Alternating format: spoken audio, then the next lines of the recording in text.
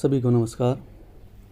जैसा कि आप सभी को पता है कि MIS पर बच्चों के ऑनलाइन एडमिशन करते समय फैमिली आईडी की आवश्यकता होती है, लेकिन जो अभिभावक हरियाणा से बाहर किसी दूसरे राज्य के निवासी हैं उनकी फैमिली आईडी नहीं होती। तो ऐसे बच्चे जो दूसरे राज्य से हैं उनके लिए डिपार्टमेंट ने टेम्परेरी आईडी बनाने का ऑप्शन दिया है। ऐसे बच्चों की टेम्परेरी आईडी बनाने के लिए पेरेंट्स को CSE सेंटर या कहीं और जाने की आवश्यकता नहीं है। स्कूल टीचर्स की MIS आईडी पर ही टेम्परेरी आईडी जनरेट करने का ऑप्शन दिया गया है। आज हम टेम्परेरी आईडी बनाना और जिस बच्चे की टेम्परेरी आईडी बन चुकी है लेकिन आईडी का नहीं पता, उस टेम्परेरी आईडी का पता कैसे करना है, ये सब इस वीडियो के माध्यम से जानेंगे। लेकिन उससे पहले अगर आपने हमारे चैनल को सब्सक्राइब नहीं किया है तो इसे सब्सक्राइब ज़रूर कर लें ताकि समय समय पर ऐसी टेक्निकल जानकारी आपको मिलती रहे। सबसे पहले टीचर अपनी पर्सनल आईडी से साइन इन करें। साइन इन करने के बाद ये स्क्रीन दिखाई देगी। उसके बाद यहाँ ऑप्शन दिखाई दे रहा है क्रिएट टेम्पररी PPP आईडी। तो जैसे इस पर क्लिक करेंगे ये ऑप्शन दिखाई देगा। जब हम इस पर क्लिक करेंगे तो हमें ये दूसरे पोर्टल पर ले जाएगा जो मेरा परिवार हरियाणा गवर्नमेंट साइट है, उस पर चले जाएंगे। तो अब यहाँ पर परिवार पहचान पत्र की साइट पर हम आ गए हैं। अब जो बच्चे की डिटेल है उसका आधार नंबर, फर्स्ट नेम और लास्ट नेम ये डाल देंगे। तो सबसे पहले बच्चे का आधार नंबर डालेंगे। आधार नंबर डालने के बाद फर्स्ट नेम, जो बच्चे का आधार कार्ड में नाम है वो डालेंगे। ध्यान रखना बच्चे का आधार में जो नाम है वही यहाँ पर डालना है। उसके बाद लास्ट नेम क्या है, अगर लास्ट नेम है तो ठीक है, अदरवाइज़ ब्लैंक छोड़ देंगे अगर लास्ट नेम नहीं है तो। उसके बाद ये डालने के बाद वेरीफाई करेंगे। Aadhaar number is verified. By chance अगर बच्चे की PPP पहले से ही बनी हुई है तो यहाँ पर ऑलरेडी एग्जिस्ट का मैसेज आ जाएगा। इसका मतलब उसकी पहले बन चुकी है, तो ओके कर देंगे। उसके बाद ये जितनी डिटेल्स दिखाई दे रही हैं वो यहाँ पर फिल कर देंगे। जहाँ पर भी ये रेड स्टार दिखाई दे रहा है वो आपको कंपलसरी है, वो डिटेल्स फिल करनी कंपलसरी है। हाउस नंबर अगर आपको पता है वो डाल देंगे, अगर नहीं पता है तो कुछ भी डाल देंगे। अगर आधार कार्ड में दे रखा है तो डाल देंगे, अदरवाइज़ 0 या जो भी है पेरेंट्स से पूछकर वो फिल कर देंगे। वहाँ की फिल करनी है जो आधार कार्ड में है। स्टेट, किस स्टेट से है ये, वो स्टेट फिल कर देंगे। उसके बाद जेंडर, अब ध्यान रखना जेंडर वगैरह जो चीज़ें ये ध्यान से फिल करी जाए। ये PPP में जो होगी वही आपके MIS पर होगी वो। अगर यहाँ पर आपने मेल की जगह फ़ीमेल कर दिया, फ़ीमेल की जगह मेल कर दिया तो आपकी MIS पर जो आप एडमिशन करोगे वहाँ पर भी यही इशू होंगी और वो गलत हो जाएगी। और ये फ़िलहाल एडिट नहीं हो रहे मेल फीमेल। एड्रेस में एड्रेस लिख देंगे। डेट ऑफ बर्थ जो बच्चे की है वो डेट ऑफ बर्थ, बच्चे के फादर का नाम, उसके बाद माँ का नाम,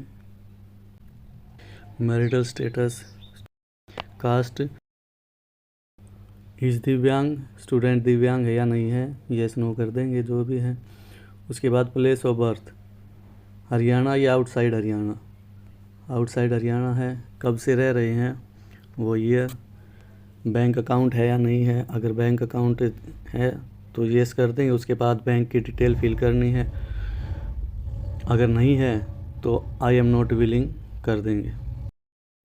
उसके बाद फ़ोन नंबर, ईमेल है तो डाल देंगे, अदरवाइज़ ब्लैंक छोड़ देंगे। उसके बाद एनुअल इनकम कितनी है, उसके बाद प्रॉपर्टी कितनी है उसकी पूछ के वो यहाँ डाल देंगे।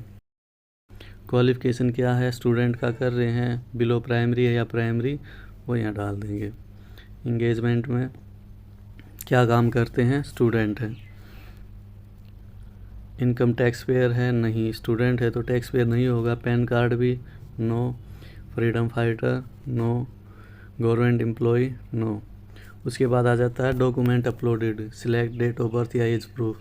यदि बच्चे के पास इन पांचों में से कोई भी डॉक्यूमेंट है तो उसे सिलेक्ट कर लेंगे, जैसे बर्थ सर्टिफिकेट है, electoral photo ID, voter card, matric marksheet या स्कूल सर्टिफिकेट, कोई भी है वो सिलेक्ट कर लेंगे। अगर सिलेक्ट कर लेंगे वो डॉक्यूमेंट अपलोड कर देंगे।